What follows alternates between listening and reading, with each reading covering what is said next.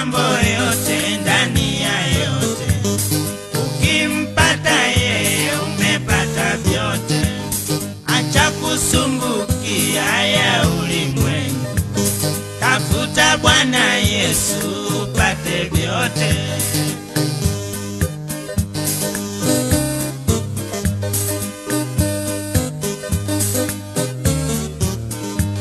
Kwa mambo ya chakula usitie shaka. Yesu aliwalisha 4,000. Katumia kichache ulicho nacho.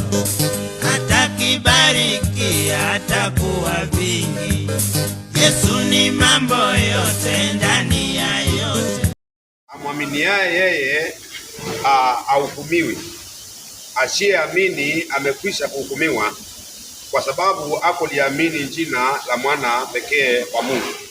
Hata kama changamoto leo zitaingia katika maisha yake na katika nafsi yake, yule mtu akasema hapana, nitasonga mbele na Yesu Kristo, ambaye mtu hata kama leo kutakuwaje, kesho yake atasema kutakuwa kuzuri kwa jina la Yesu. Huyo ndiye mtu nimekuja kuzungumza na yeye. Lakini kuna watu wengi ambao masaa ikifika ya changamoto, kwa sababu Biblia inasema ya kwamba tutapata changamoto mpaka siku tarudi mchangani. Lazima tupitie hiyo changamoto, lazima tuishinde. Mambo yetu ni kushinda. Faida yetu ni kushinda changamoto.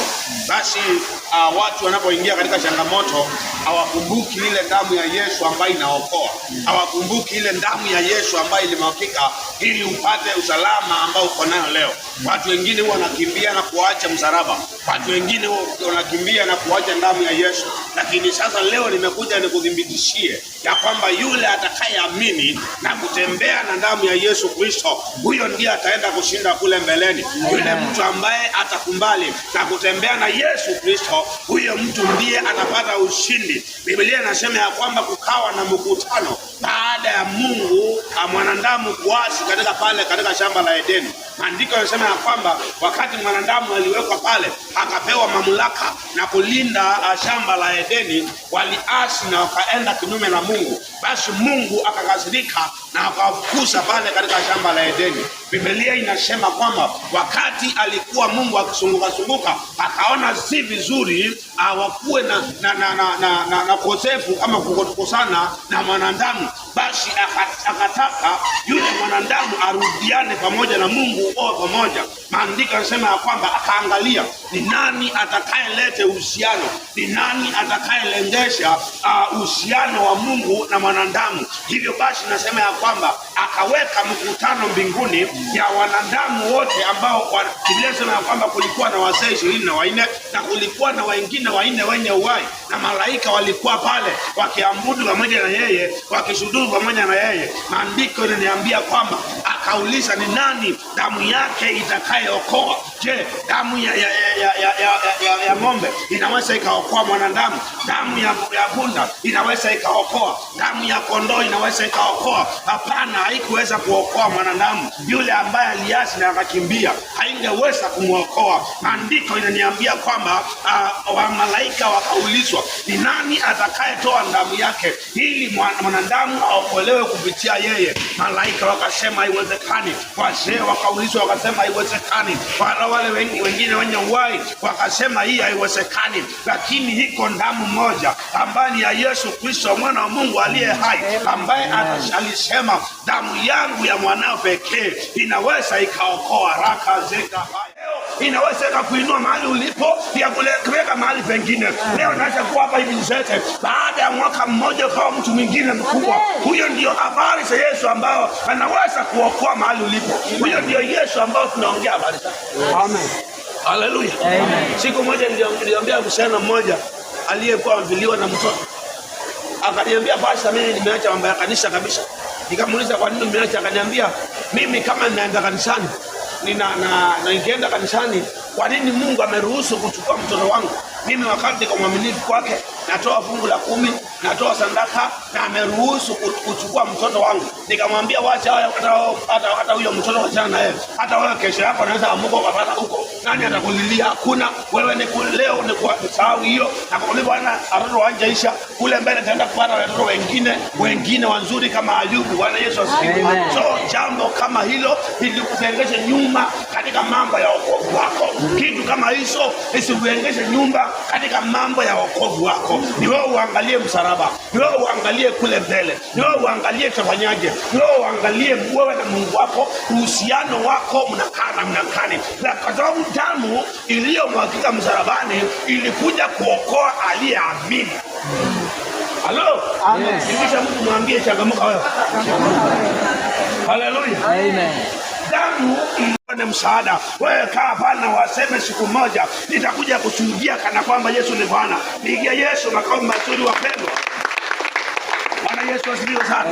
Yeyote mtu ambaye ashakwisha kuamini, yeyote mtu ambaye ameamini, wajua shida ni moja. Wapendwa, shida ambayo iko na wanadamu ni moja. Especially watu wale wameokoka. Wale watu ambao tunasifu jina la Bwana. Wale watu ambao tunaongea na ndimi. Wale watu ambao leo tunaenda kanisani ambao hatuna majukumu ya kuwa kanisani pale.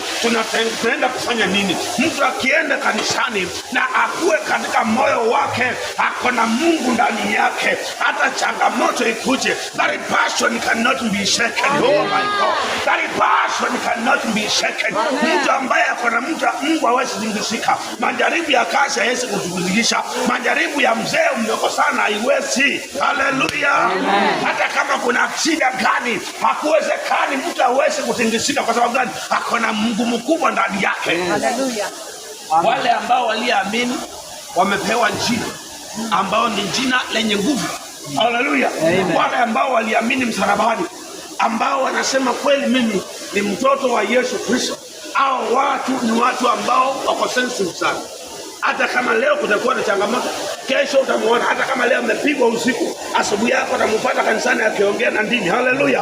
Akisema Yesu ni Bwana, Yesu anastahili, Yesu niko hapa. Lakini wengine wale ambao mmebeba Yesu tu kuonekana Yesu ni Bwana kwa maisha, Yesu ni Bwana kwa maisha, natembea Yesu ni Bwana kwa maisha. Leo changamoto kwa nyumba wasema hapana, why go allow this? Kwa nini Mungu anaruhusu hii? Hii nakwambia itakuja mpaka utakaorudi kwa mchanga. Hii wewe ni jukumu lako. Uchukue msalaba na uangalie mbele. Haleluya. Uangalie kule Yesu anaongea, uangalie kule damu inanena, uangalie damu ya Yesu mpaka leo. Wanasema leo mimi siwezi kosa kutoa fungu la 10. Leo siwezi kosa kwenda kanisani. Hata kama kumenyesha nitaenda kanisani. Kwa sababu watu wako na changamoto. Wakati kumenyesha utamwona amevaa magunia akikimbia kwenda kazini. Lakini kumenyesha wakati wa ibada hawezi enda. Au bado. Tingisha mtu mwambie bado hiyo. Haleluya. Mvua inaweza kukuzuia usiende kanisani. Mbona haija kuzuia kuja kwa ibada? Kwa maana haija kuzuia kuja kazini, lakini inakuzuia kwenda kwa ibada. Bado kuna kitu ambao haujatolewa. Kuna kitu ndani yako inakuchanganya. Kuna damu ambao haija kusafisha. Haleluya. Aliyeamini ni mtu ambaye damu imekolea kwa mwili wake. Aliyeamini damu mpaka leo akikatwa paa yake inasoma Jesus. Amen. Si hapo tena. Haleluya. Imechanganyikana na Yesu. Nikija mtu mwambie nimeoshwa. Yule aliyeamini, kuamini tu peke yake. Yule mtu ashakwisha kuokolewa.